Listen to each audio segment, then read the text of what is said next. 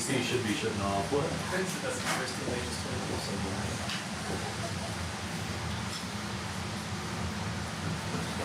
All right, small group. Greetings. Topics. Should be able to kind of get in and out with no hurry. That's what Dave told us. Kind of relax our way out of this. What's that? That's what this section's all about, right? They told me to get in and out. In theory. Hopefully you make it in and out. Yeah. Any comments, concerns, announcements before we do one? Announcements. I can't think of anything. Yeah, me neither. Just the long. Yeah, we can. Yeah. So October 14th we'll be celebrating the second new moon that we've started like celebrating as a community. So first one was on Yom Teruah, and then exactly a week. New moon. Well, yeah, but as a community, as a community, we've been talking about observing it, and then finally realized that we should have been observing it, kind of thing. So number 2 for us as a community, but number 1,000 plus for the world. The 14th, so exactly 7 days from now. We're going to be at our house, just campfire worship is the idea, with talking about the past month, and then I'm going to whip out our massive whiteboard that's like as big as that fireplace, maybe even bigger actually. And we're just going to talk about past stuff and see where Abba's taking us for the next month. And then kind of taking like a cumulative of those things each month. But this is not set in stone, just ideas. Yeah, Brandon and I are still working out some of the details for sure. Yeah. But So excited though to be jumping into another appointed time. Well, a time of Abba's. So we'll get To more get on details. track. Oh, sorry. We'll get like more details out as they're finalized. Yeah. yeah, I think we'll probably put up either a post on the website or maybe the prayer site or maybe Billy's site, I don't know. Somewhere, just explaining maybe the idea going forward. Probably just link to a Google Doc actually, that'd probably be easier. That way we can just have a baseline of what we're kind of expecting. Nothing too crazy, really just getting together as a time of prayer, blowing the shofar, Yep. and praising Abba for what has happened and looking forward to the future. Mm-hmm. So, staying in that cycle of trying to actually pay attention to what's happening in our lives rather than just kind of autopiloting and forgetting like what we did last week kind of stuff. Yeah. So, subject to change. Mm-hmm. I think that's probably the only announcement I can think of. Anybody else?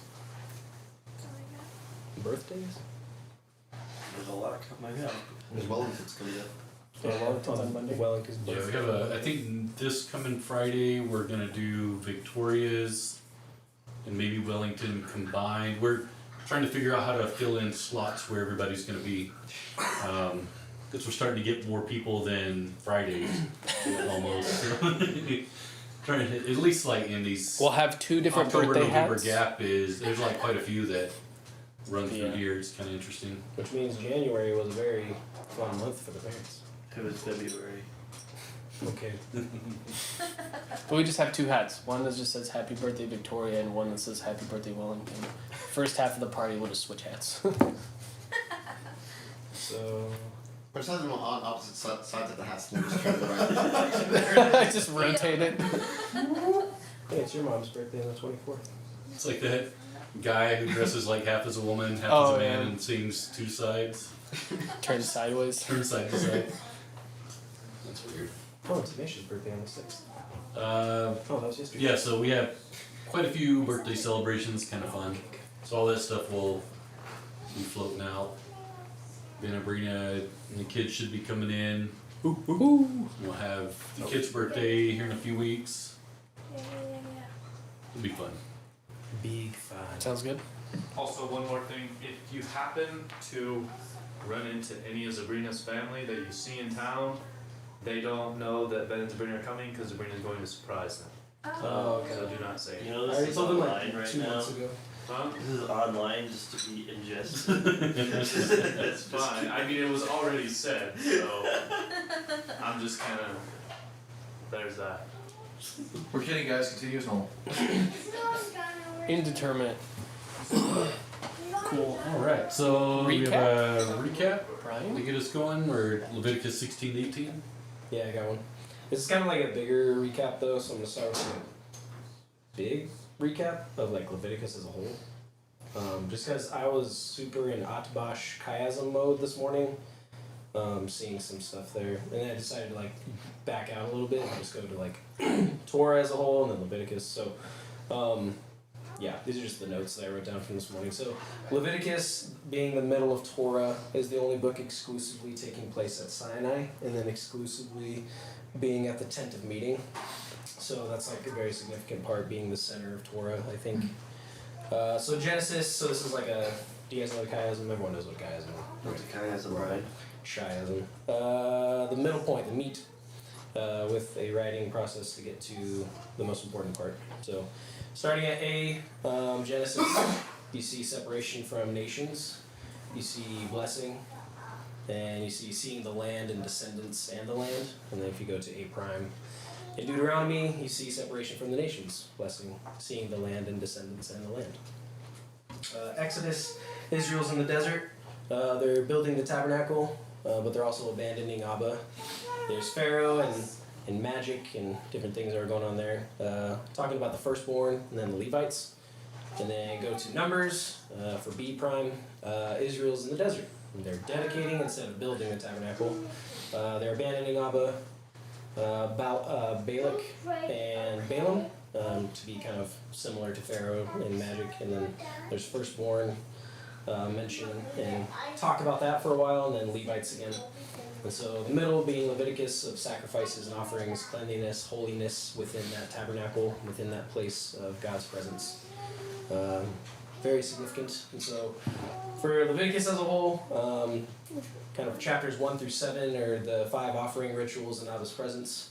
And then the back half of Leviticus is the priest's qualifications. Oh, sorry. The 7 annual feast rituals in Abba's presence. Kind of all about sanctification and holiness. So, like, after salvation, the process it takes for you to become more holy and to level up. And then chapters 8 through 10 for B, the priests are ordained as mediators between Abba and Israel. And so you can kind of see that as Yeshua, where he goes and gets baptized, and he is obedient to the Lord, and he receives the identity as a son. And then he goes into the wilderness for temptation, and he's refined, and he still remains in that identity. And then, yeah, chapters 21 through 22, priest qualifications as mediators again between Abba and Israel. So priest ordained, and then the bottom half is priest qualifications. And then chapters 11 through 15, holiness instructions, like avoiding contact with bodily fluids, skin disease, mold, dead bodies, food laws, all dealing with the idea of death. And then chapters 18 through 20, holiness instructions like caring for the poor, sexual purity, not marking the body, Abba's justice. And then the middle part, which I think is this section, actually is like the Day of Atonement. It's talking about specifically Yeshua. So I just see like Jesus throughout all of Leviticus, and seeing the middle chunkiest part right here, very important. Okay, so in particular to this section, the duties.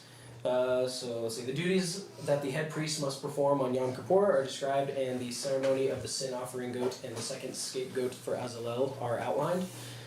Moses instructs Aaron about the Yom Kippur laws for afflicting your soul and atonement.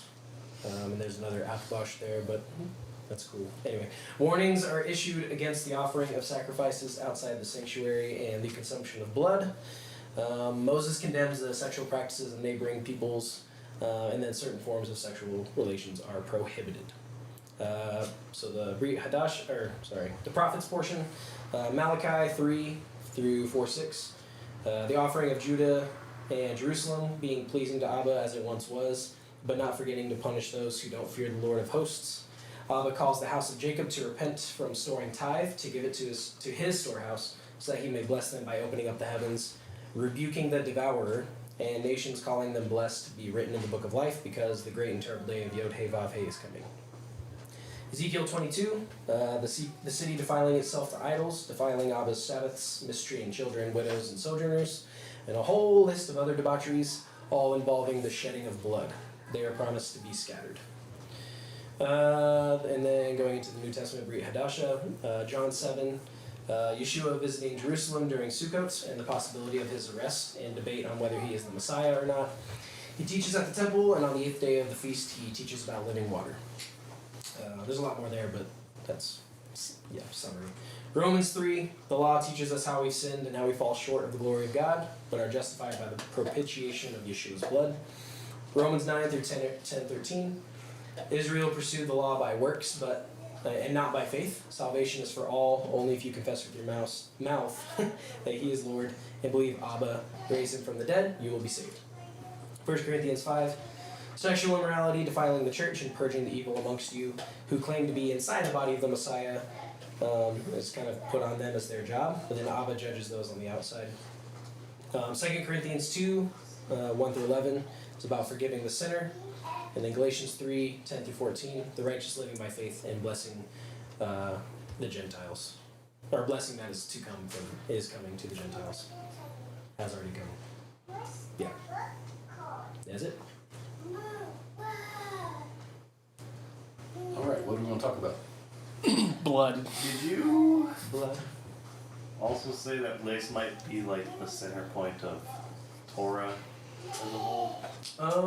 Yeah. I mean, there's a lot of different postures all around, but like I personally think this is. I think David told me it's like the middle of Torah, but some other people say otherwise. Huh? Yeah.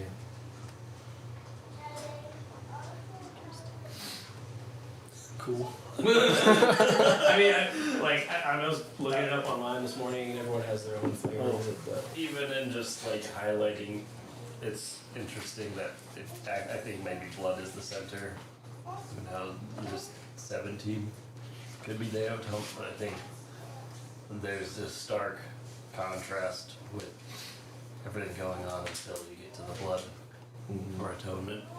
Talking specifically about blood, life being in the blood, and that a creature's life is in its blood. Mm-hmm. yeah. Which that's 17, right? Yes. Yeah. I think like anywhere between 16 and 20 is like the middle point, so yeah, that makes sense. Pulling on that thread, when we see the sacrifice, it is only the blood that goes into the tent, carried by the priest, and the flesh must be separated from the blood before that can happen. Mm-hmm. Yeah. So there's something about separating the flesh from the life. No, that's so necessary for even being at the tent of meeting.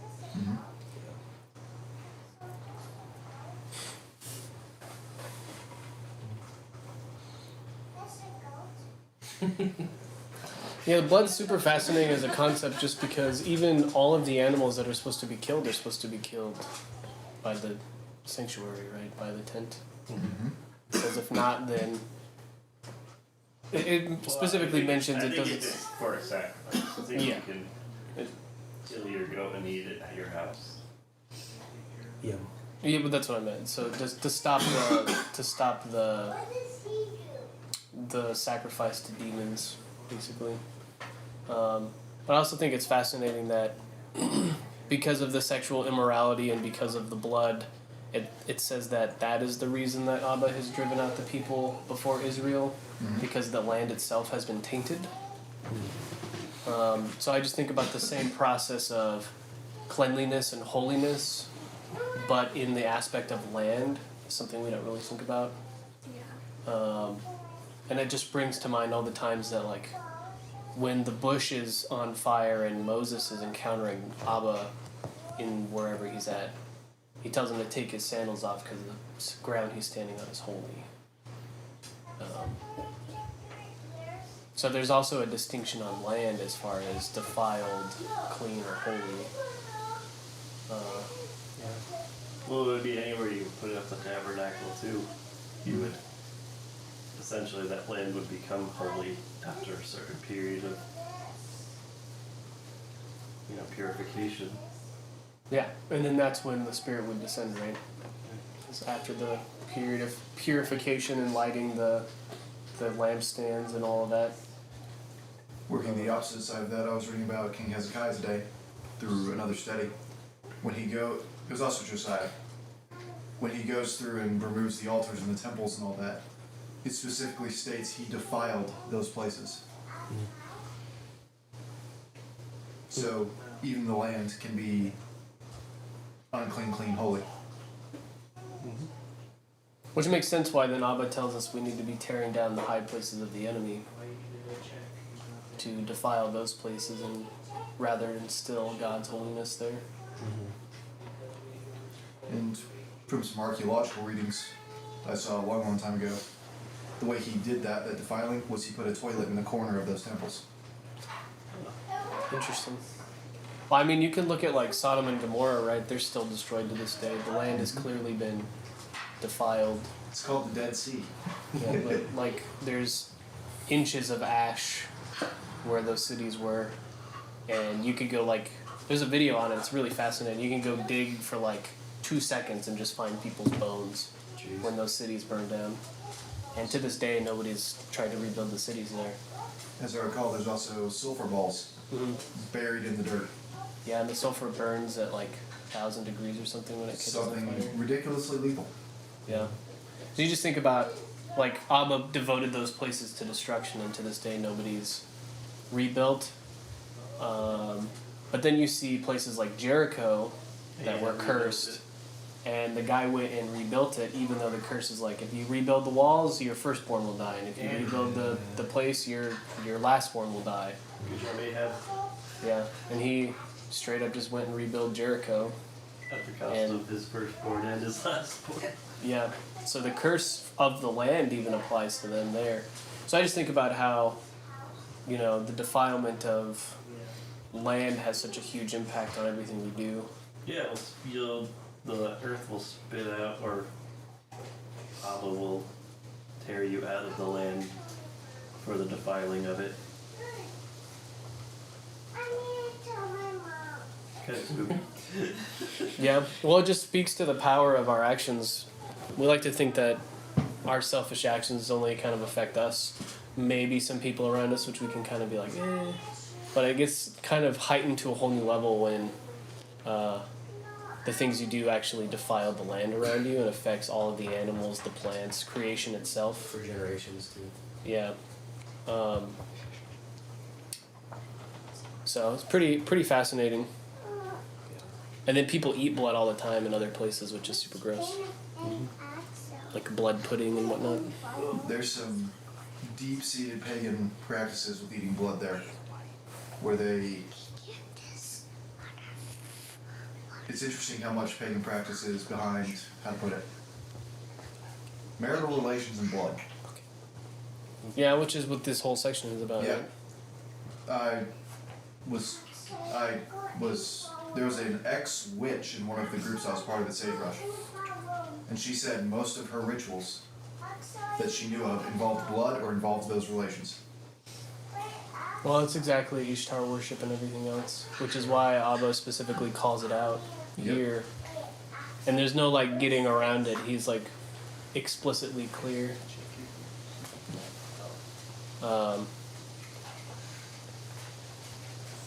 Which I had some interesting stuff about that too, if we want to move on from blood. Anybody else have anything about blood?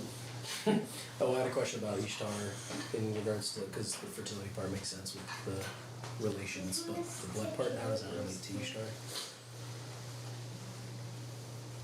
You don't have to have an answer, I was wondering. Well, I have an answer. It's just the practice might make people upset. Okay, the one I know of is painting Easter eggs.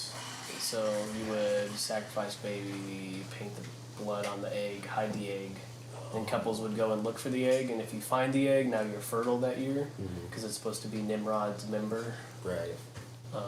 Because Semiramis, Nimrod's wife, basically deified him and created a whole religion in Babylon around that. And so supposedly his member was cut up, and so that's where like painting Easter eggs, as far as my research says, comes from. Yeah. So it's directly tied to the blood. Also sacrificing your kids to Mammon. Yeah. It's kind of highly interconnected. Or Molech. Molech. Yeah. It's a strong perversion of the first fruits offering. Yeah.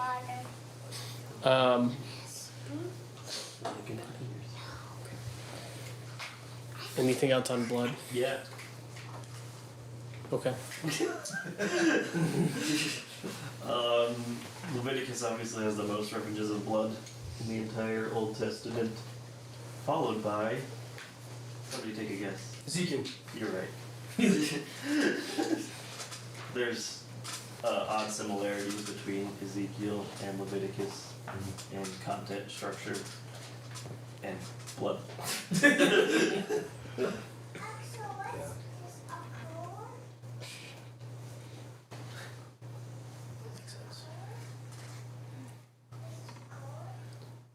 So I don't know if this is like correct necessarily, but this is the one I was looking at this morning for Atbash, and then we can go into like specifics. It's just like overarching thing.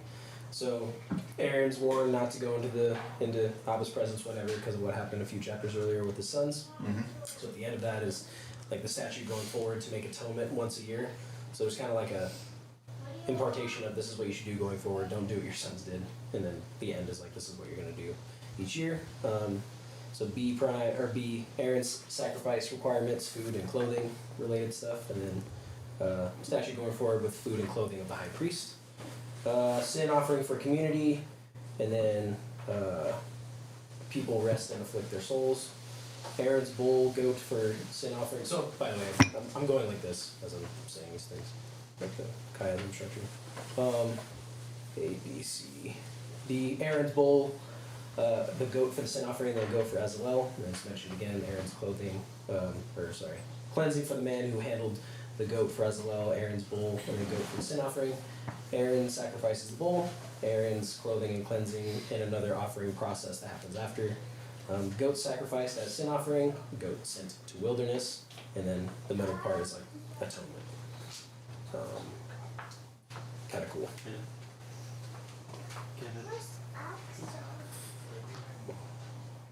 Hey, Kenneth, they can play out here if you want.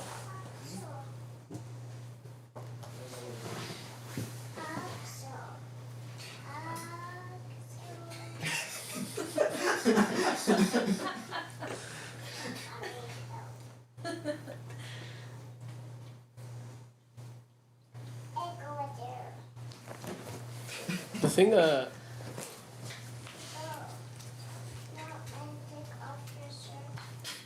I'm just trying to think of like the structure of atonement with Yeshua being the lamb that was slain and then the one that is sent to Azazel. I know we've talked about this in the past, but I don't remember in fullness. Azazel? Yeah, sending the goat to He's like bound up in the wilderness somewhere. Yeah, but they're sending a goat out every year to Azazel. And then so you have Barabbas, right? And then you have Jesus. Is Barabbas supposed to be the one that is sent? I don't know. Like 1621. I'm of the camp that the Day of Atonement things that Yeshua will accomplish have not yet been accomplished in certain ways. And it's still one of those yet to be fulfilled things, so I do not know. What are you guys discussing? Day of Atonement, Azazel, or the two goats. Like what is Azazel? No, Darius said if Jesus was like the one who was slain, was Barabbas the one let go? Because I've heard people preach on like, you're Barabbas, you're the one let go so that Jesus was killed. I'm like, but that assumes that Barabbas like, I don't know, went and actually believed, I guess. Yeah, it doesn't say there was any like repentance, does there? I don't know, well, there's some doctrine that people say he did, but I'm like, I don't know. Never hear about that fool again. Just takes off. Bye-bye. That reminds me of the cupbearer. Don't forget the cupbearer. I always assumed it was like to emphasize the point that Jesus was really hated at this time. Very true. Like it was more than like they would rather pardon them. Murder them. Yeah.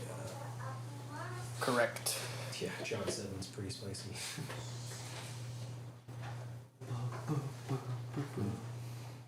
I don't remember. I remember we discussed this portion of the last year or the year before, but not really understanding what Azazel is. And to my memory, it was essentially to fulfill what the enemy's requirement was. So that goat was sent out into the wilderness for that purpose. My translation has a note on that. It says the meaning of Azazel is uncertain, possibly the name of a place or a demon, traditionally a scapegoat, and references verses 10 and 26. Yeah. Some traditions say Well, something. if you read the Book of Enoch, it talks a lot about Azazel. Yes. Don't So remember. Azazel is the leader of the angels who went into the sons of men in Genesis 6. Nephilim? He caused the Nephilim to be born, and Azazel, along with all the Brought weapons fallen, to earth yeah, weapons, and makeup and other things. But this is to be, yeah. I mean, obviously, Jude and Jesus many times quote the Book of Enoch. I know Jude quotes it, but where does Jesus quote it? Oh, I have to check exactly the number of times, but there's at least a few times when Jesus quotes it. But I have a PDF I can send. But yeah, at least a few times it's mentioned in the New Testament because it's a second temple book.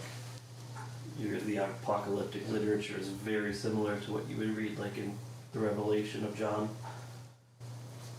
But yeah, it obviously the Book of Enoch, but he's basically recounting, at least in the first part, about the Watchers of men who decided to rebel against God and then go into the daughters of men, and that's how the Nephilim were born.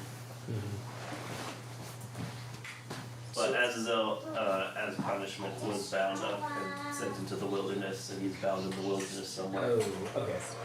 That's where that makes sense. So, yeah, for a scapegoat or for Azazel, that the scapegoat is literally sent out onto him, or, yeah, that goat. Question. When it refers to goat demons in Leviticus 17, is that referring to like the same thing, or are these like different things? I think it could be similar, considering the proximity of how they're mentioned. You're not supposed to sacrifice just because everybody else is sacrificing to their gods, but they're actually demons. You can actually read 1 Corinthians 20 or 10, that pagans just sacrifice to demons. So any religion that is making some sort of sacrifices to some sort of demon. What verse is that, Maddie? When it talks about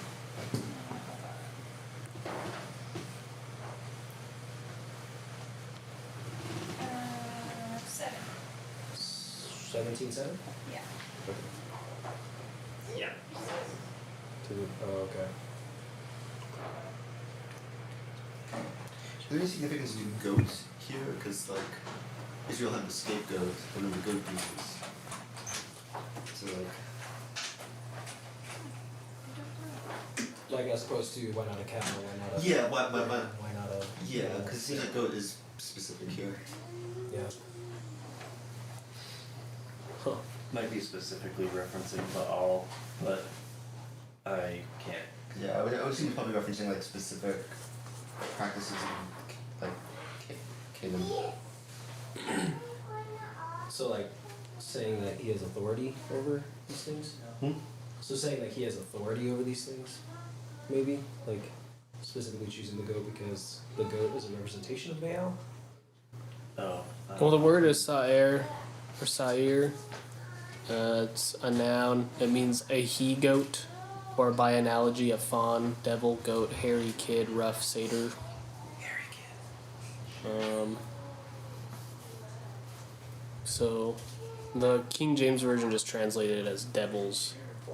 But you see it as, it's the same word used when it's describing Esau. Behold, Esau, my brother, is a hairy man. That's the same word.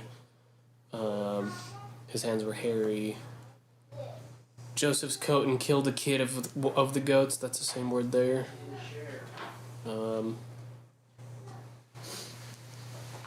and I would assume that it's just one of the demons of the region. It's kind of similar to not boiling a goat in its mother's milk or whatever. But to Maddie's reference, it could be to Azazel, who's out there in the wilderness somewhere, and people are sacrificing to him. That's true. That That's is just true. an inference, perhaps. 1 Corinthians 10:20. No, but I say these things that which the Gentiles sacrifice, they sacrifice to demons and not to God. And I do not want you to become the sharers in demons.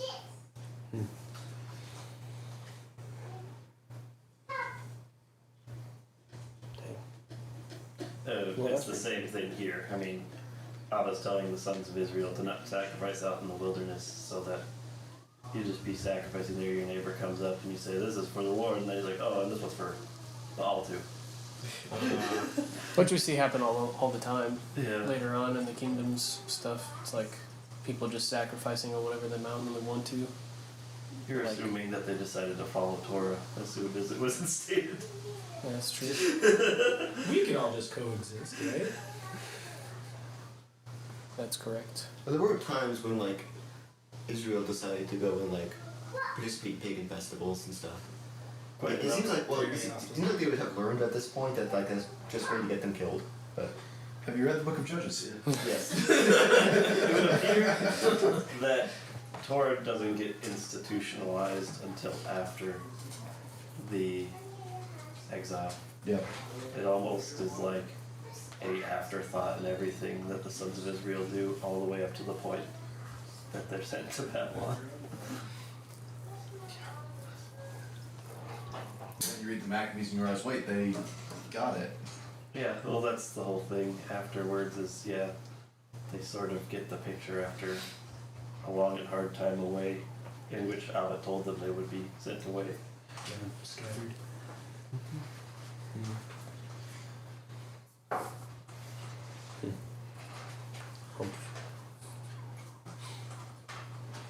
A lot of sirens outside.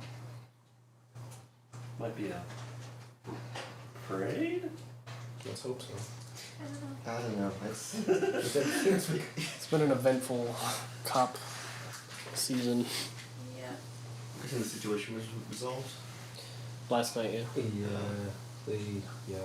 He was got. He got caught. The last thing I had that I kind of noticed was looking into nakedness.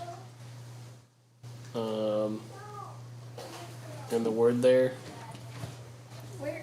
Where's nakedness? pretty much all of 18. 18. Oh. Like over and over and over and over and over and over. So most of this just means nudity, but when looking at the word erva, it also means like figuratively shame, uncleanness, or blemish, disgrace. It's mostly used as nakedness here, but I just thought also it was interesting that there's this context of uncovering somebody's shame or uncleanness or blemish, kind of disgracing them in that way, as that concept.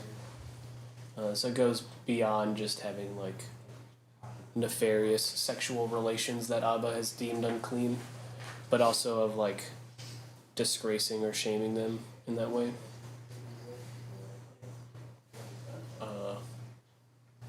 Yeah, that's all.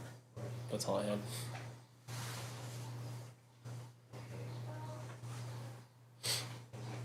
Yeah. Well, it's almost those relations that ought to be.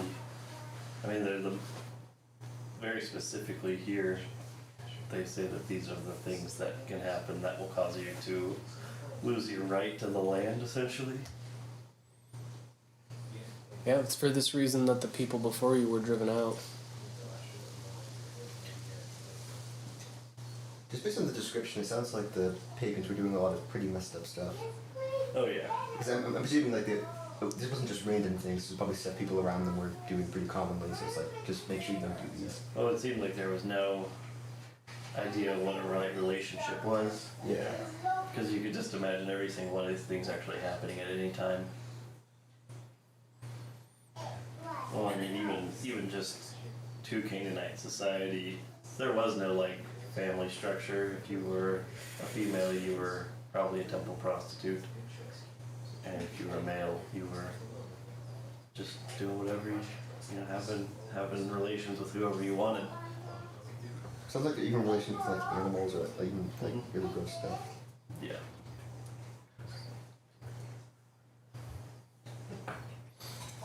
Yeah, it just makes sense to, like, Abba uses the locusts, right, to drive out some of the nations. And then in Revelation it talks about all the ways that the earth is, like, testifying against humans in general for their uncleanness and their evil. Like the rocks wanting to fall on them to be spared from, is it 5 months of suffering of like the wasps or whatever, the locusts that are biting. In Revelation. Mhm. 7 months? No, I think it's 5 months. I think, yeah. So just that same concept here of like, you know, how much these unclean relations and spilling of blood tainted the land to where the land itself just rises up and John, is it John the Baptist also says this? It's like, maybe it's Jesus, I can't remember, but it's like, if I don't testify, these rocks will. Is that Jesus or is that John? I don't remember. Is it John the Baptist, right? When the Pharisees are talking to him? Yeah, so he Right, says raise even... up from the rocks, sons of Abraham. Oh, that's right. Okay. Yeah, so it's just the idea of like, I don't know. Land has been on my mind a lot.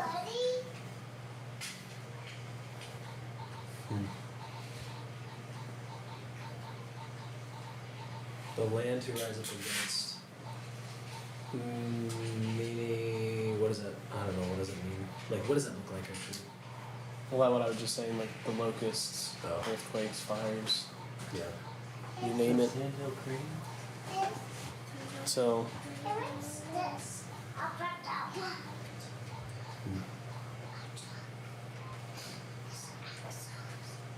because it literally says in verse 28, lest the land vomit you out when you make it unclean, as it vomited out the nation that was before you.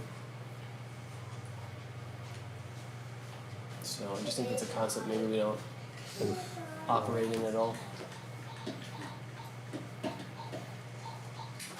Which kind of makes sense if you're supposed to be taking dominion over the earth, or having dominion, living rightly with the earth, living rightly with Abba. Yeah.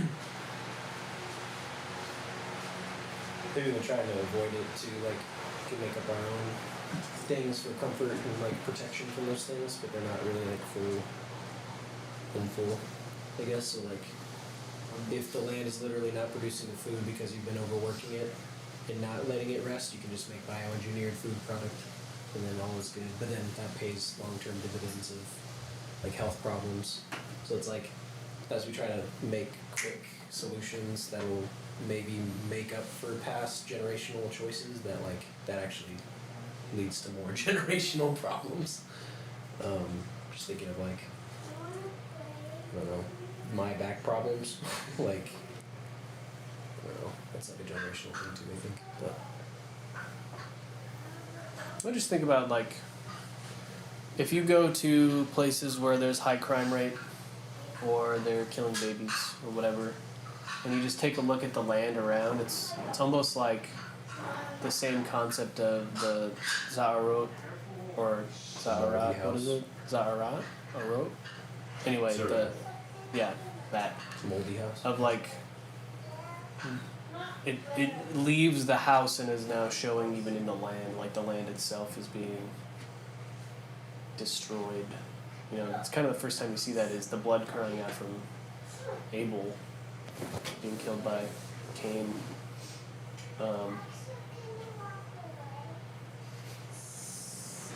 Yeah. He's pouting.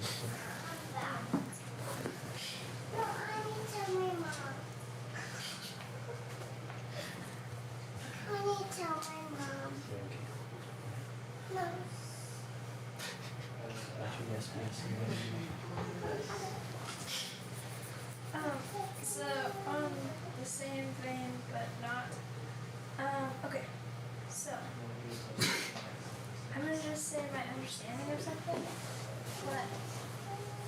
someone to say like, is this right or not?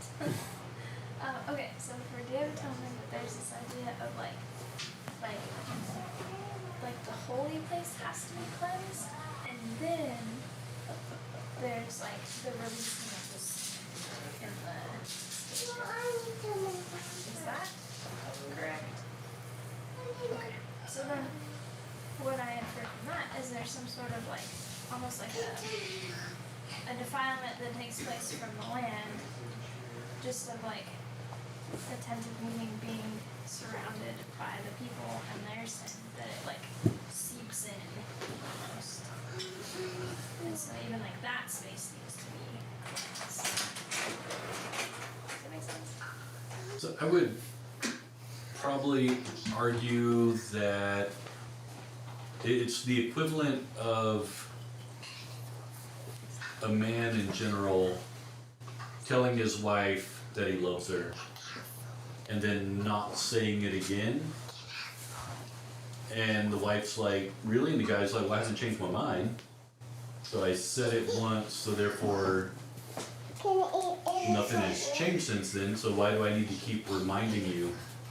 I think it's maybe more in that vein, not necessarily that the space becomes defiled as much as we are gonna purify it as, I don't want to say part of the process, I don't want to introduce that language, but this is like with us and this idea that, well, I went through the process of showing reverence for Abba. I've already done that, so now I'm just gonna run in and be like, can I get that parking space already? You know, I've been circling the lot 5 times now. You know, well, could you figure out how to get us a little bargain on this thing we're trying to buy? You know, we're really waiting on you to buy this thing. You know, you start bringing what is holy down to common. So I think this is a process of introducing that holiness that kind of Jariah is pointing out, with the ground being a holy place. It's there to set that in its proper state. Not that something has necessarily defiled that space, as much as we need to be coming in with a dead serious understanding of what's happening here. So instead of just a one-off, you know, well, I went through the whole process of understanding the gravity of my sins and all this other kind of stuff. And you see, this is how we are just in general. We take that encounter and then we just kind of distill it down into common. That's just how we operate. You know, you probably don't wake up every day in a dead serious state of gratitude that you're not going to be dead forever. You wake up every day like, yeah, okay. And then if it's brought up, oh yeah, sure. Well, of course. Oh, that's right. Yeah, I'm really serious about it now. You know, until it's kind of brought into dead serious focus and the gravity of it, we tend to treat things as common. Even something as dead serious as your eternal salvation. Just take it for granted. It's like the feasts, right? The feast, he's like, you and your children shall do this forever. That includes, I'm assuming, being redeemed by Messiah, going on into eternity. He said forever for a reason. And then it can kind of be easy to just be like, oh, well, here we go again, another Sukkot. We did it. Check the box. Yeah. And then it's like, no, this is a festival to be with the Lord and to prepare for what's to come forever. Yom Kippur is to be kept forever. You're not to do these sexual acts that are defiling forever. Well, I don't know, did everybody kind of have the same takeaway with Day of Atonement this year? And actually, maybe even every year? Like the level of seriousness, when you left out after that thing, you're like, wouldn't it be nice to kind of live in that space perpetually? Something was taken, I'm hoping, from at least a percentage of you. And then what's interesting, Chrissy and I were just talking about this yesterday, this is something that is accessible to you continually, but look at what the buildup was to get into that place. There was, starting the night before, there was the fasting that took place. There was pushing down of your flesh for a season, and there was a collective element of that. And people, as a community, were kind of moving in that space. So what it did is sprinkled the holy place with the blood of the bull that goes in first. And I'm using figurative language clearly, but the point being, we could have all just had food and set up for music and played music for an hour and a half or however long it was that we went, and been like, oh yeah, well we did it. But it was that setup that really created the atmosphere for where we all needed to be and where we all needed to go. In order for us to have that connectivity and that engagement, there had to be a preemptive thing that took place, and we felt it. It's one of those things you can't really quantify. You can't check a box and be like, yep, well, I showed up, all good. I saw a meme that was actually pretty profound, and I've been kind of praying about it, and I think it has to do with exactly what you're talking about. The meme was, art decorates space, but music decorates time. And so just praying about that, just thinking of like the preparatory phase of entering into Abba's presence is almost the work through time to sanctify the time you're going to spend in his presence. It's the prepping phase of getting ready, of spritzing up and like putting on some good clothes and making sure you're in a place to be intimate with Abba, especially for the high priest, because if he's not all the stuff done correctly, he's just dead. And it takes also the whole camp. If one person doesn't actually repent and do that, then Aaron's just going to straight up die. And so the weightiness of that takes the whole camp to prepare for the coming of the bridegroom. And it's that sanctification of time almost. I don't know, I just found that pretty profound of like, it actually is, process isn't the right word, but it's the way of actually getting your heart prepared to be intimate. You can't just show up and be intimate if you're not spending any time with him or actually building relationship. Then you're just forcing something that's not going to work. Yeah. And so it was all that going into it. I just don't know how to stay in that place. But you see, it takes, excuse me, that particular event in particular, it takes a community of people upending some of the ground there to get it to the place for what's to come, for those healing moments that made an appearance, that just the takeaway that you have. And there's a lot of different sides to it, because it could be like, well, and that was just another whatever.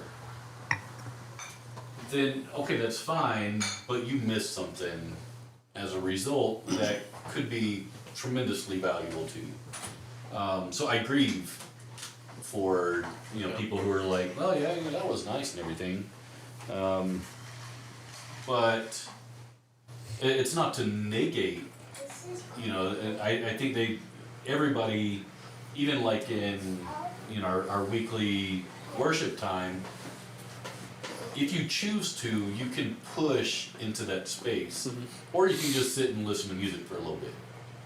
You know, and everybody has like their little slider bar of what that looks like and means, and maybe there's no context. You know, somebody who is maybe considering it as just a mechanical piece of the process. Well, we have music for 45 minutes, that's just what we do. All right, we got through that. You know, it was real sensitive there for a while, you kind of had that, and we're kind of moving on. You're totally fine, but then you can also have situations where people in the exact same room got into an incredibly deep space, and they were able to have a little more of that fulfillment that you would get the one time a year, you know, at scale. You can have little micro expressions of that throughout the year. But the thing is showing up here on Saturday mornings, it's likely not everybody has entered into any kind of space. We're trying to go to that point in time and enter in from that point. Right? There's no setup that took place. There's no community focus of, hey, we're really, I mean, trying to generate a little version of that with having prayer time at 10:30. And even that's like pulling teeth. You know, it's like, that's not even really a thing. It's more of a burden oftentimes than it is an opportunity. So when it's interpreted as burden, you have the weight of that that's not going to allow the fullness of expression. Yeah, it's just brought into the moment too. I think it's obvious. What was the first part of that? Just like when it is burden, it's brought into the moment of the intimacy as well. So Yeah. it's like if the preparation process was burden, I just think of like preparation before Shabbat, like 3 to whatever. If you're cooking, if you're just like mad that you're cooking or something, then you're in Shabbat.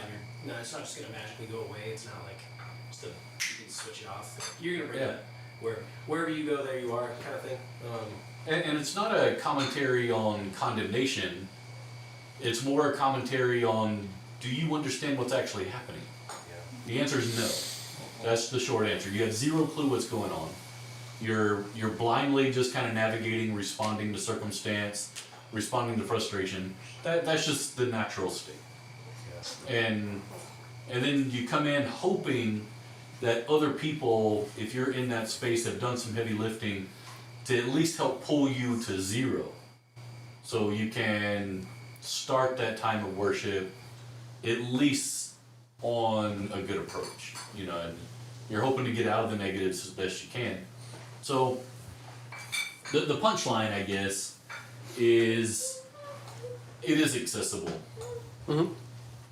We choose not to partake because we saw what the buildup is going into Day of Atonement.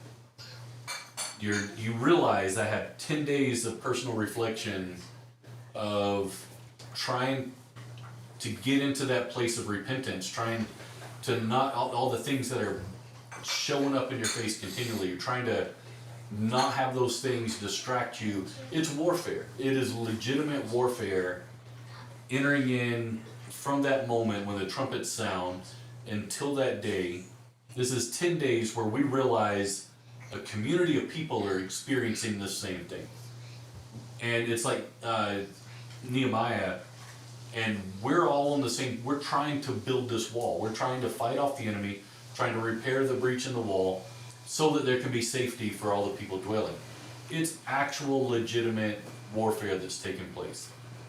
So you come into that day where people have done this, they've gone to war not just for their own families but on your behalf as well. And then you afflict your flesh to say, we're going to push this down just for 24 hours. We're just going to push this horrible thing that's within us that just has to be fed continually via, you know, whatever trash you're filtering through your phone that you're trying to legitimize somehow, through whatever it is. We're fighting that thing continually, but we come into that moment, that 1 hour at the close of all of this buildup, in order to have that opportunity for healing be presented. It's too much work. It's too much work being healed. It's way too much effort. It takes too much out of us to actually get into that place of healing. So much so that we'd rather live in our wounds. We'd rather live in our judgments. We'd rather live in our hatred and our irritations and our addictions or whatever. We'd rather live there than have to go into that place of warfare to take us to that place of healing. It's just not worth it. Except that it's 100% worth it. But we're too stupid to understand. We're too selfish to even begin to process what is required collectively. And then we're like, well, I'll do it, but then now I don't trust everybody else. Everybody else is all, well, they're all busy. They're all doing it. And then we come up with all the excuses as to why we know we can't go to war, because I can't go into war by myself. We need a team of people, but I don't trust the people I'm around to actually do this because they're consumed with the world and their addictions and all their other kind of stuff. So here I am. Do I fight? Do I not fight? No. What are you, an idiot? You're about to get your head chopped off.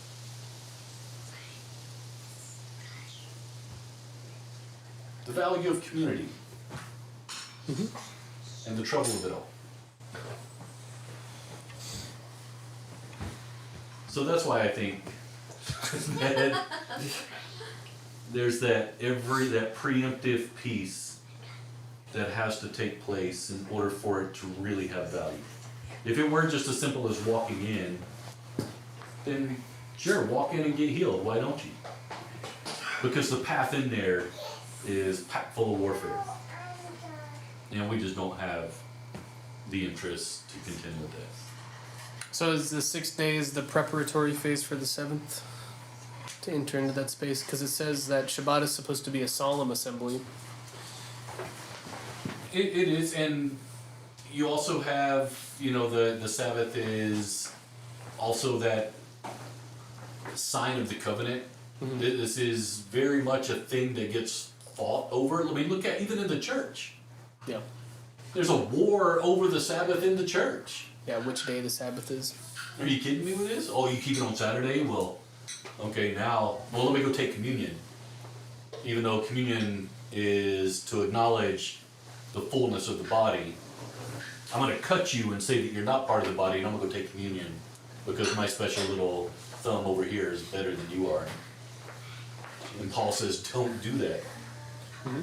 Do not, whatever you do not enter in to that space if you're not going to acknowledge the body. Do not take communion if you're going to pretend like the body isn't a thing. I think it's important that you take a Sabbath.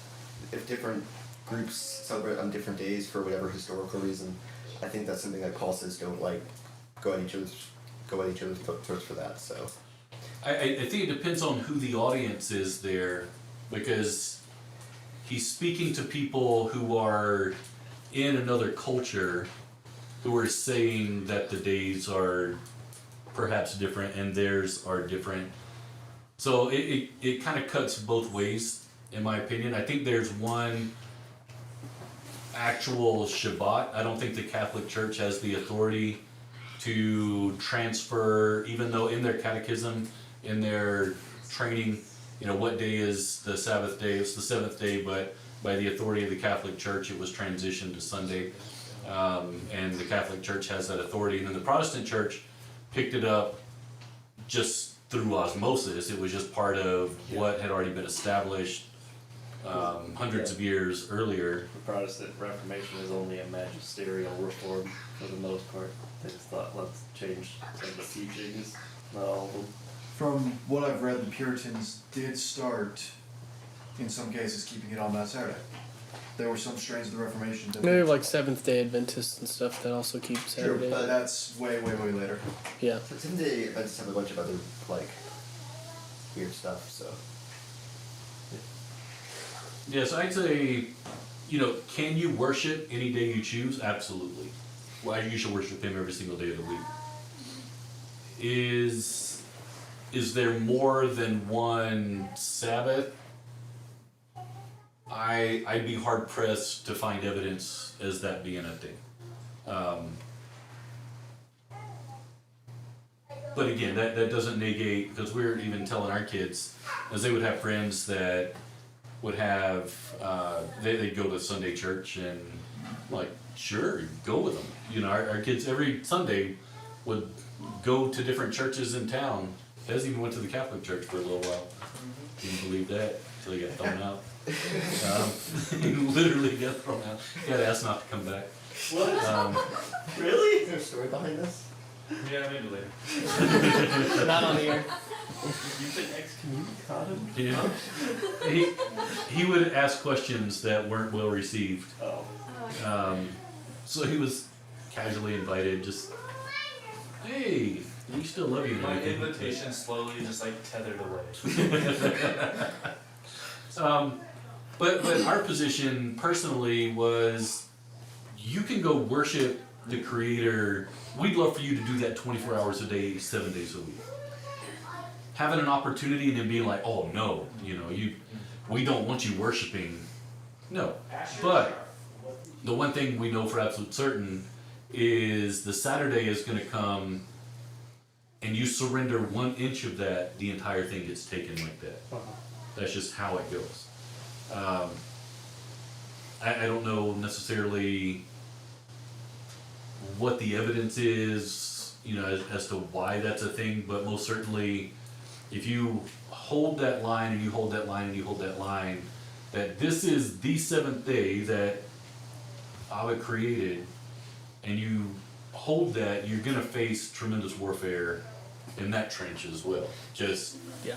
you know, just because I choose to not work on this day, I'm coming under attack for some reason, being judged for different reasons. It's bizarre. It's completely bizarre. But we live in a culture where we get both days off. You know, we're like, oh, a 5-day work week. No, it's supposed to be a 6-day work week, period.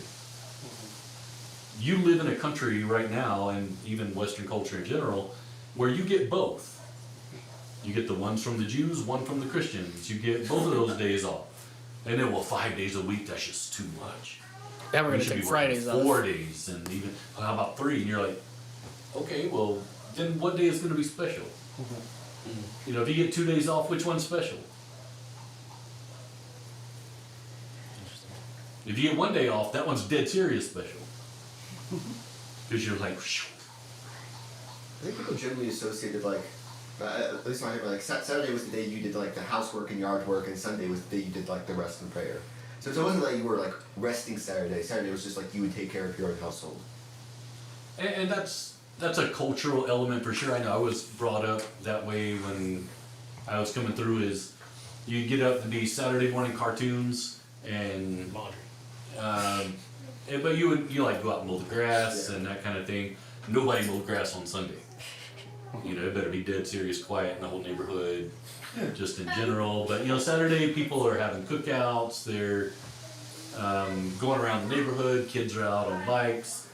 And Sunday it was, you know, Saturdays people have their garage open and you hear people working on their cars, you know, and all this kind of noises and compressors going and everything. So yeah, I mean you're exactly right. At least that was my experience growing up. Is Saturday was the day where you kind of took care of stuff. Yeah. Most certainly. It's deeply ingrained. The only reason we have the 2-day weekend is because of Calvinism, who recognized both. And they're like, oh well, you should just have both on. So since we are a Protestant nation at its founding, right, Puritan in its nature, that's why we got both now. Yeah. And that's why consequently the whole world has both. God draws straight with crooked lines or something. So, Sean, were you referencing the verse where Paul talks about do not judge the new moons, the Sabbath, that verse? I think it's in Galatians. Yeah, one of those. Okay. And I actually lived out this contention. There is strong contention in that period over what exactly defined a new moon, what exactly defined the start of the day, and what exactly defined the start of the feast. There's a strong difference there between the Pharisees and the Sadducees. For instance, one of the dentists up in Albuquerque, they run a slightly different calendar than us. It's about a day delayed compared to us. We have to actively work and say, I will not judge you, I will not think you lesser because you celebrate on a different 24-hour schedule than you. Than me. Because we see the big picture, and it's specifically for that verse. It's saying, yeah, we're both going to celebrate the new moon, we disagree on when that starts. We cannot break relationship over this. Right. The issue there is not celebrating new moon or not celebrating new moon, or celebrating Sabbath or not celebrating Sabbath. It is to say, we both agree that it's the seventh day. We disagree on when that day starts. Do you see how that's a little bit different? Yeah, I see that. Yeah, it's all about. We also have to keep in mind at this time there weren't Christians and Jews like we think of it Right. today. It was traditional Jews, but you're also in another nation where the Jewish population likely wasn't huge. It's smaller in the context of these pagan, kind of like we're seeing here. The diaspora. These pagan nations doing their things, and even, you know, that one of the, this isn't like absolute necessarily 100% validated, but one of the possible origins of April Fool's Day has to do with the new year being switched from March 1st, because that used to be the back end of the year, which is why you get one extra day in February. They moved it back to January as the first of the year, but the Jews would keep the first day of the year, the biblical year, in the spring. So they would start making fun of them because, you know, oh, are you really that dumb? Because April 1st is in the dead serious center of any time of spring feast. It's last 2 weeks in March, first 2 weeks in April. Is generally, or last week, 3 weeks. Anyway, April 1st is kind of in the middle of there. So one of the potential origins of April Fool's Day is to make fun of the Jews. Is, oh, you must be really stupid for kind of thinking that. A lot of, like the Polish jokes are because they were heavily Jewish as well. And they tend to be the butt of jokes kind of continually. The word ghetto actually began in, I think it was in Rome, where the Jews lived. This was the neighborhood they lived in, the ghetto. This is what it was called. So there's just a natural, I don't even know where we're going with this, but a natural bend to kind of make fun of people who do things out of the cultural dynamic. So you likely experience this as well, you know, as long as you, even culturally, keeping Christmas, Easter, and Halloween, those are well received because everybody understands that. Even if you're not a believer, it's still like, okay, we understand this is part of the thing, and we'll turn it into the Easter Bunny and Santa Claus just to give us a piece of the pie as well. So you take a week off for Sukkot. Well, and it's just more, even if people aren't making fun of you, it's just more confusing. Yeah. It's like, well, why are you, well, don't you know? So you get this weird Yeah. kind of reconciliation piece. I've run into a lot of that. So I can see how it can cut both ways, like I was saying to Sean earlier. But at the end of the day, I don't know that I have enough evidence that really pushes to say definitively that the Catholic Church made a good call changing it to Sunday. There's no New Testament information that supports that. And it's hard to know because the calendars change so much anyway. Like, were they using the Roman calendar then, or were they using the Babylonian calendar? Were the days the same because they've added days, they've added months, July, right? Like, so the Hebrew calendar is pretty far removed from any calendar we use today, relatively, because we don't keep like the pregnant month on the 8th year, right? Or It's, what, 9 times every 17 years? Yeah, something like that. But there's an Something. extra month, so we don't There's we a don't whole keep formula. the same calendar. So it's really difficult to make that a make or break salvation issue to the degree of sitting in judgment on other people. Well, and I think the point also is, why are you even celebrating these things? What's the point behind them? And this is something I'm having to kind of figure out right now for other reasons, but, you know, like, the Day of Atonement, is this a day where the entire earth needs to be in prayer? At which point, whether you agree or not, you should be in alignment to some degree? Interesting. Is there value to that? Is there precedent that says, as the whole earth comes together to pray, there's some sort of weight attached? I don't know. This is part of something I'm trying to dig up currently, but I don't actually know anything aside from what I just said, is that I don't know. Yeah. And that's not a commentary on, ooh, go with the masses and do what they say. It's more, are we missing something by trying to hold our line for a reason that's immaterial? Yeah, it just brings to mind the same, Master, these guys aren't with us and they're out preaching. And he's like, they're for us, they're not against you. Just, leave them alone. So you have the same, different sects of Christianity or belief structures can just be different parts of the body reaching different people, different relationship-wise. It's not really our position to judge fully. You can judge the fruit and say, are they actually bearing good fruit for the kingdom? And that's a good way you can tell, but to sit in judgment and point the finger, that's pretty dangerous. Yeah. Because in fairness, I don't appreciate being judged for keeping the Sabbath on Saturday. Yeah. So, kind of in that same measure, I'm not going to judge somebody who says that Sunday, going exactly to Sean's point, I feel that's a waste of effort to enter into any kind of judgment on that front, because I'm like, what fruit comes from that? Nothing at all. Breaking relationship. It breaks it's the only thing relationship, that it happens. destroys things. I'm like, I honestly, this is not a hill to die on relationally. It makes no sense whatsoever. So anyway, I don't appreciate being judged there, so I'm not going to do the same to other people. And it's the same for me and my family with foods, like eating biblically clean, going to things. There's always a Christmas ham, and I'm not gonna, I don't celebrate Christmas anymore, so I try not to do all of the stuff, but I still go for the sake of relationship. I still celebrate the relationship in the family and the love that can be had there. Because, whether or not you celebrate Christmas, everybody takes a good old deep breath and you get 2 weeks off or 10 days off at the end of December. Yeah, and if your whole family has time off, Yep.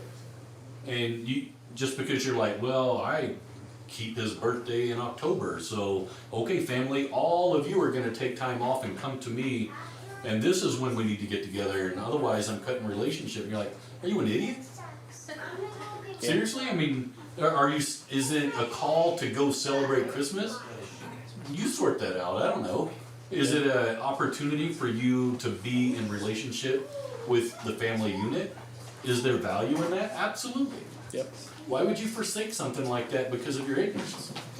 Well, I think the important thing is to that you're celebrating Jesus' birth, whether or not that happens in December or October. The important thing is that that's what you're celebrating. That's the exact date doesn't matter. Yes. Ish. It comes down to, is this one of those things that it's up to me to convince you that I'm right and you're wrong? No. Is it up to you to convince me that I'm wrong and you're right? Are we trying to bring evidence to the table to say, look, I win and you lose? Absolutely not. It's not a contentious point like that at all. But at the same time, I think you have to, when you resolve something for yourself, I think it's wise for you, which kind of my whole argument with everything we talk about here is putting your own legs under you, so that you can stand in a place of, okay, this is what I believe, and I'm gonna hold to this, and you're fine with that. The main thing is just not bending to something because other people say it. So the argument I would make is, like, for me, if I don't see that date as the correct date, to go and pretend, for lack of a better description, and usually in the culture you're getting dragged into like Santa Claus kind of stuff. It can get really. Axel loves Christmas trees. But it can pull you into that space. At which point you're now when you have a family, it turns into a different dynamic, because now you're having to navigate a different thing. Just get a giant menorah and decorate that. Well, but how do you explain to your kids that you're different?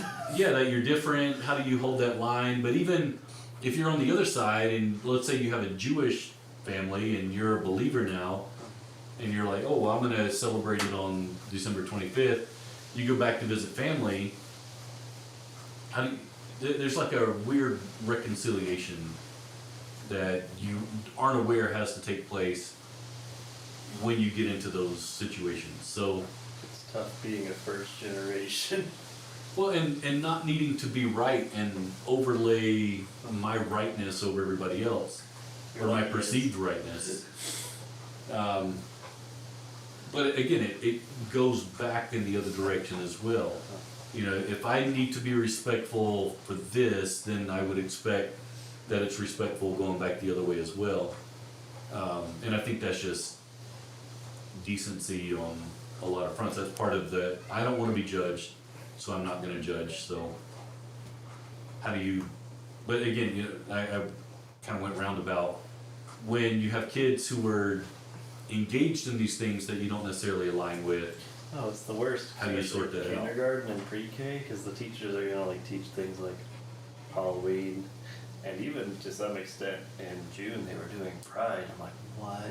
No. Yeah, and they're gonna do like all the crafts and stuff. I mean, nowadays teachers are technically asking kids what they identify as, no matter what grade, because of just how society's becoming. And this is just on every front though, and you don't really know how to reconcile it.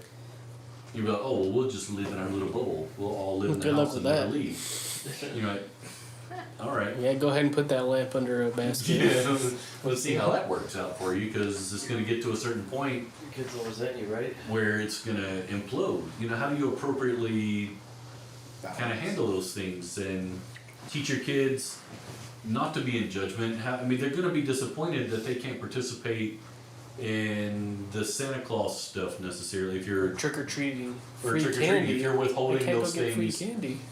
on principle, if you're like, no, we aren't going to do that, you're going to have to fight this battle in the culture. Yeah. And you're like, well, we're just going to do this, and this is the way it's going to be. Okay. Just relabel it. Yeah, let's talk Trunk or again treat. in 10, 15 years, and I'm gonna watch you lick your wounds while your kid is just completely off the rails. And I want to hear all of your excuses about how all this stuff and you were right the whole way. I'd love to hear all about that. You probably write a book. I'd love to read the book.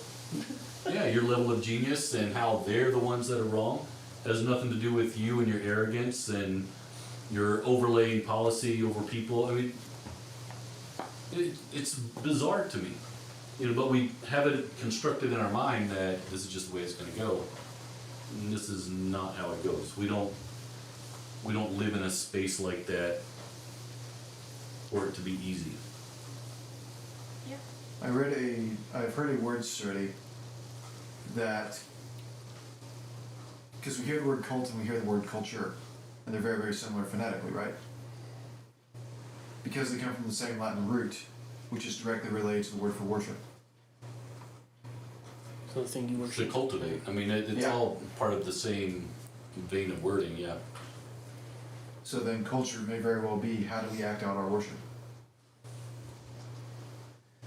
And having not have a family yet and kids that are engaged, because you can set the hedges all around you like you want, right? I can, yes. You have full control over that. The second another human being enters the equation, all bets are off. So now you're like, no, you are gonna set the same boundaries that I set. And the kids are like, Or even Okay, your buddy. wife, and now she's having to do that with her family. Yeah. Yeah. It's tough. Yeah. It's really tough. yeah, you draw these hard lines in the sand saying, you will not cross that.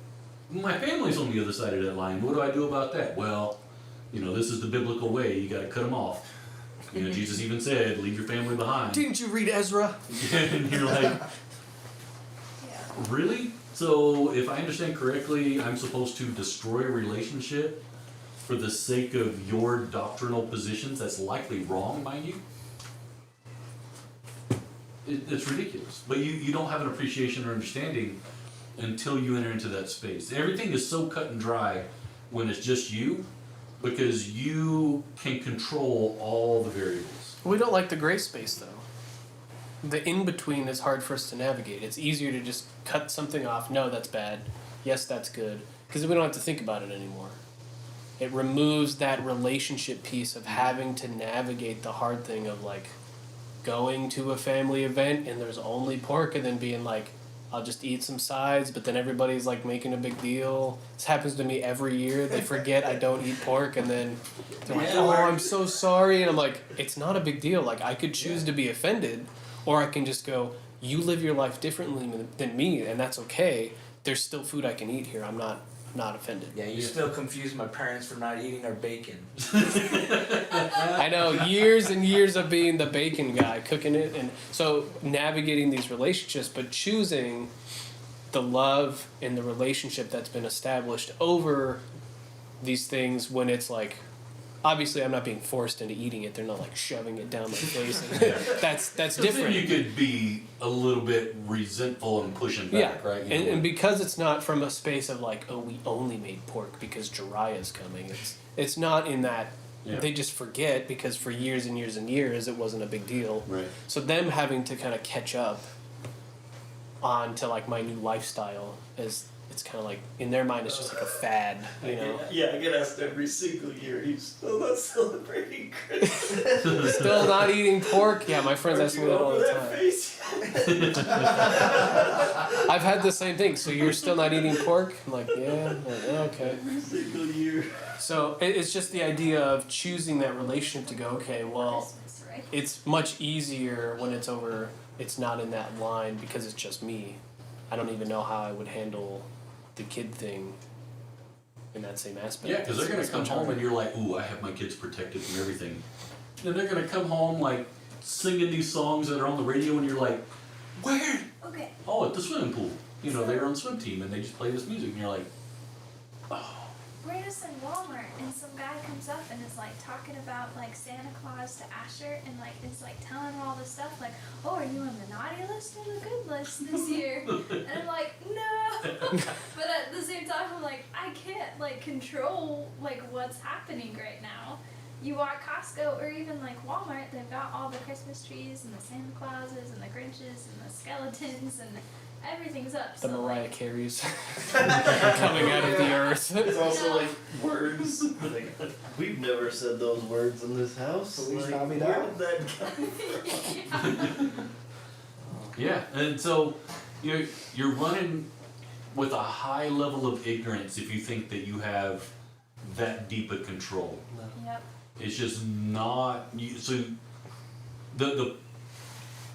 the idea isn't that you then bend to the culture and you just go with it, but you have to understand that you have to always be on guard. You're always having.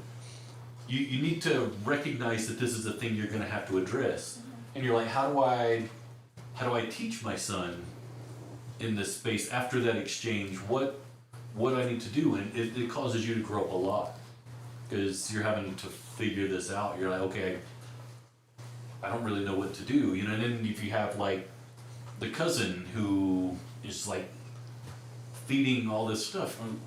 Yeah. How do we Or like the handle? grandparents that believe something different, or Yeah. anything like that. I think the one main thing is just to not set it aside as something like, oh, this is really evil and forbidden. Otherwise, it's just going to be like they're just going to want to see that. It's those rebellion. And then if you make it seem like it's something way worse than what it is, because then they go to a Christmas party and it's like, wait, I don't see, like, there's not a pagan ritual here. This is just like normal people celebrating Jesus' birthday. They're just And eating you're donuts and having fun. You're like, oh, Yeah. this is fun.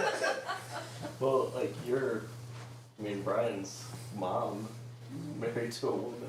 Yeah, and so like we definitely talked about that. Like, how do we handle this? And like we just decided like we're not gonna make it like a huge deal with Asher, but we're gonna explain like this is what we believe and this is what they believe, and that's different. So yeah. Yeah. It's Yeah. very difficult. I think there's a difference between like someone celebrating something different from you and someone like this person's clearly not living in a good state, and I don't want to have this person be a role model. Like, But then, how do you do that when it's family? Yeah. When it's a grandparent? well, I kind of have this some of that in my family of like, if I had kids, there might be someone who like, some people in my family I was like, that's not someone we're gonna be close to.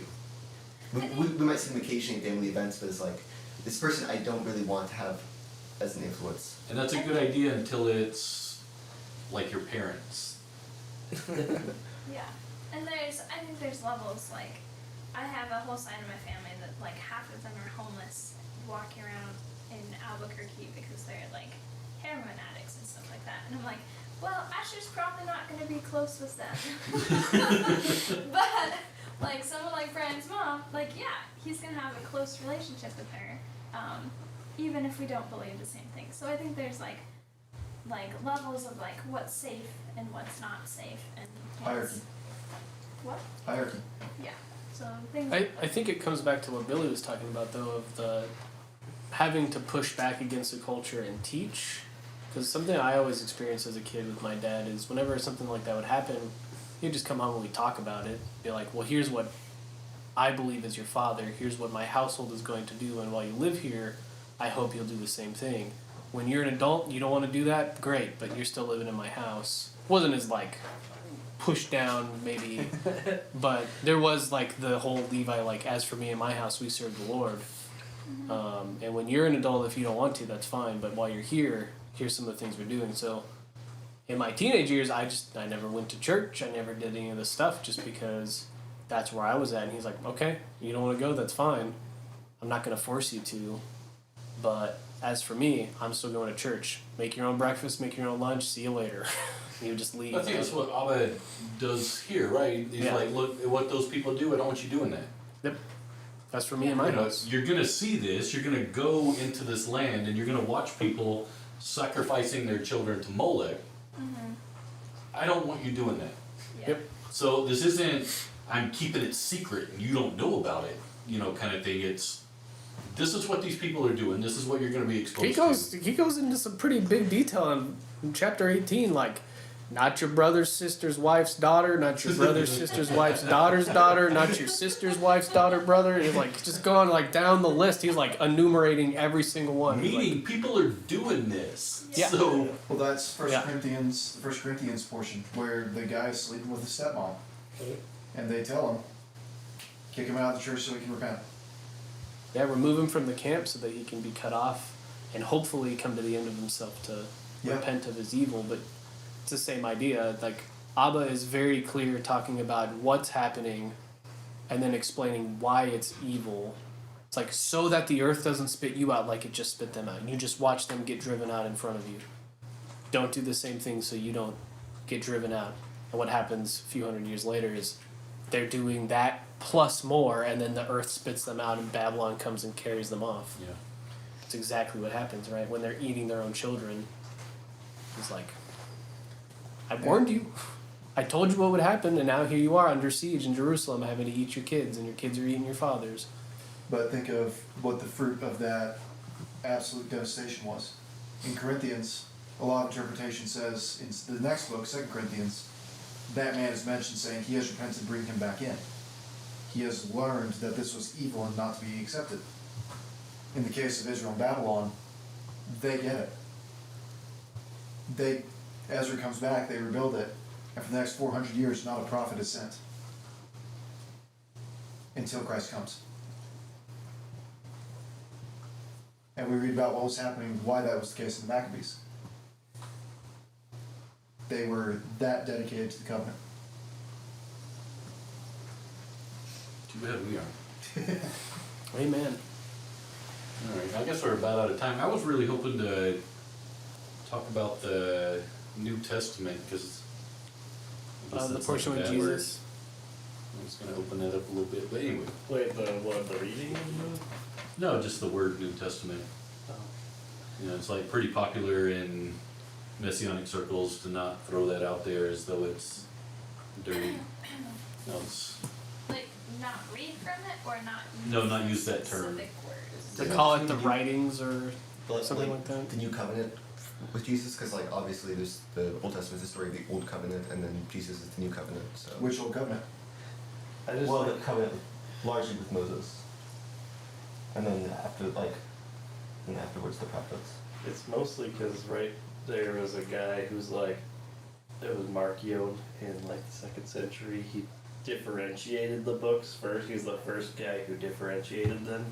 Like, oh well, in the writings of Jesus, God is loving and pure. In the writings of, Yeah, the 3rd century.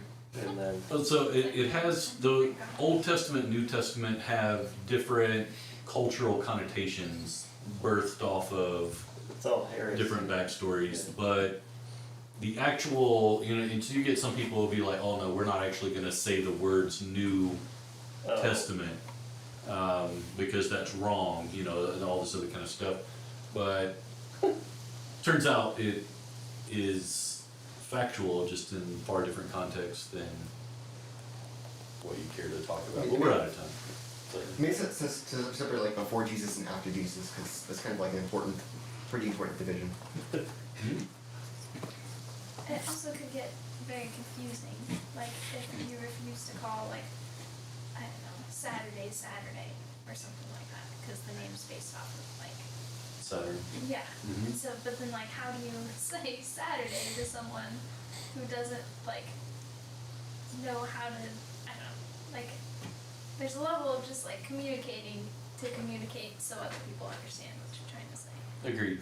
And you'll get some of that. And this is all part of, you know, when people transition from one to something else, they'll pick up the other ditch kind of thing. And you're like, Paul says, you know, not to be, you have to live in the world, but not of it.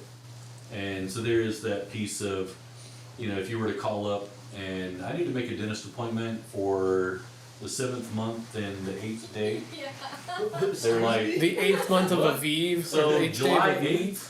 No, Twilight, no. please. No, it's the biblical 7th month. Between the two Eves. Which is actually the Arev. The lady on the other end is like, so not July. So when is the 7th month? When's it? Well, we aren't really sure until the spring comes and we know when it actually starts. And Sorry, this is a then, Wendy's. I So- woke up at about 5th watch. but we don't live in that culture 5 sparks. for that to be a valid thing. Does that mean you negate the idea of, you know, like the new moons and this? No, it's just understanding that if you want a dentist appointment in 3 months, you need to be able to say, hey, can I come in December 15th on a Tuesday because I have to take time off of work or I have to set my schedule. So yeah, I mean, there's, Yeah, I think there's you can get out of control in a hurry. the difference to me has always been like trying to not ascribe weightiness to it in that way of just not like making it as big of a deal because you're not worshiping it, but still knowing like you have to communicate with people relatively normally. Yeah. Well, if we were to be like, okay, we're all going to get together at 11 o'clock on Saturn's Day. You know, if you're like giving Yeah. weight to that being the day that we're going to worship We're gonna Saturn. fast on Thor's Day. Yeah. I'm like, Or Woden's Day. How about we Yeah. go, Woden's Day is a good one. Why don't we have church on Woden's night? the night of Woden's Day. Well, Yeah. I've always personally in my own life, they have two different matrices of like beliefs. They're like the belief, the biblical principle belief, and then there's just like the cultural one, and it's like a decoder ring. You have to go like either one way to the other way. Like if it's like in the culture, I have to like put it through the biblical matrix and figure out what's going on, and then reverse. It's true. You get the churchianity speak, you know, where it's like, well, we're just gonna love on them. I'm like, whoa! Well, that's Can't just say that to normal people. They're well, gonna be we're like, don't be talking up on about me. like feast times. You know, it'd be very easy if I'm like, okay, we're all going to get together on the start of the 15th day of the first month. That's when we're going to have our Passover celebration. And you're like, so we have to do the decoder. Oh, it's going to be on April 13th. You know, That's sundown. at sundown, and you're like, oh, okay, because that's the mapping that we have in our mind, and That's fundamentals of culture. It's calendars and I had calendars and feasts. I had a similar thing with the new covenant, just from some churches I've been to, of like old covenant's done away with, new covenant is new covenant kind of thing, and then having to wrestle in my own way through Torah and studying, looking at the covenants, because you know it's the whole like, well, the Jews, Israel's done away with, now we're in the new covenant kind of thing, and it's like, well, you know, biblically I don't find there to be any reasoning for that, but then having to be like, well, there kind of is a new covenant because Jesus came and changed the priesthood, which means the covenant has changed. He actually kind of tightens things up and brings us back into this as the foundations of the world were supposed to be. So it's like, oh, okay, so there kind of is a new covenant, but it's like old covenant plus with DLC or something. Yeah, so it's anyway, it's kind of hard to navigate the language where The Moses DLC. speaking to people, you can be saying the same words and be talking about two completely separate contexts and like meanings. So trying to go through the decoder to go back to, okay, now we're actually talking the same well, language. simply speaking, if you were to ask somebody who is a New Testament believer and somebody who is an Old Testament believer, should you sin? What's the answer? No. But what would be sin according to each of them? And who said it changed? Well, John says that all sin is lawlessness. Transgression of Torah is the definition of sin. So the question is, under each side, what is actually considered sin? How do you define it? And there's that I don't think ever really gets approached, because we have this idea of, oh yeah, I'm sinful. Well, in what ways? There's a list. You can check the Transgress list. Torah. No, but okay, that's a high level correct answer. Well, I think What is a sin? like the churchy answer is like, oh, sin is just missing the mark. Anything that separates me from God. Of what mark? Yeah. And what separates you from God? That's By what what's left. standard? Mysterious. Hey, I know that reference. Well, Jesus does have a higher standard. Like he says, like if you wish ill upon your brother, that's like the same as murder kind of thing. Of like, that's a higher standard than what was established in the Torah. So it seems like there is a difference there. Well, certainly is, because what Jesus did is he came and started to address the spirit of the law, Not the language of the not law. just the letter, and that's what he rebuked the Pharisees over. So what's fascinating is under the New Testament, there's this idea that somehow sin is done away with through default because Torah has to be done away with. So there's like this weird little tumbling that takes place. But what happened is Jesus came and turned the heat up on what people were defining, using the word to say this is wrong. And he's like, yes, and that's the letter, you're correct, that's wrong, but here's the spirit that I'm going to crank up on you as well. So rich and Your ruler. brother is as good as killing him. Yeah. Your eye, which sees defilement, is as good as having adultery. And so there's this notion that it's impossible to live without sin. And I would argue fundamentally that that's incorrect, because we can make a list of things that are sin, or what we should and shouldn't do, and we can look at those things and okay, well, I can stop doing that, I can stop doing that. And if not, then your flesh is just completely overrunning, and now we have this justification. Well, I would like to not sin, yeah, that'd be really cute and everything, but I'm just a fallible human being. So here's my out, because sin is just way too much. So here's my excuse as to why I'm allowed to continue doing it, because it's too much. But don't worry, it's all been taken care of. And you end up in this weird little tumble of justification where you never really get out of that washing machine piece. It just keeps rolling over and over. But he himself, when he would heal somebody, would say, go and sin no more. Is he lying to them? You are to be perfect as your Father in heaven is perfect. Yeah, and obviously if he is commanding them to go and sin no more, then that means it's got to be obtainable. He lived without sin. He's our model. We're supposed to follow him in full. We should be able to correct to the point that we are now walking as he walked. This is what we've been called into. But as long as we give ourselves an out, then we never even have to try.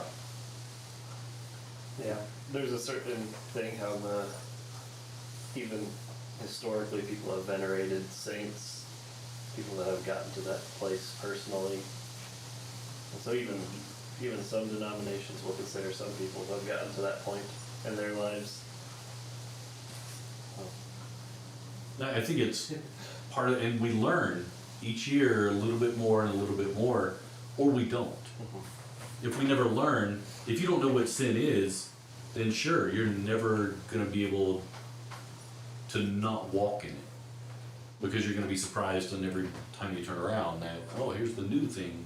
And then, in our mind, sin is like, oh, well, you hate murder, you're sexually defiled, you come up with all these things that we tend to instantly go to in our mind as far as what sin is, and it's not always that horrible. There are varying levels of pushback that are causing you to not live the most ideal life. Yeah, I found that people that do the justify the tumbling eventually just burn out and give up. Yeah, it's easier to walk away. Yeah.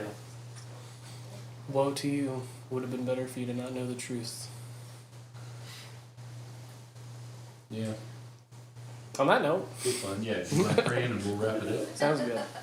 Abba, I thank you for your word, because your word is life. Your word does not return void. I just ask that we would take the things we discussed today, we would wrestle with them, that we would chew on them and come to you, Lord, and that you would instill truth in our hearts, that your word would go forth, that we would learn to operate under it, and to not bring defilement into our camp and into our families and friends' camps, that we would not defile the earth with our own sins and transgressions. Help us just to continue to seek you for the rest of our days, for the rest of today as well, on the Sabbath, that we would put you first. It's in your name we pray, in your Son's name we ask these things. Amen. Amen. Amen.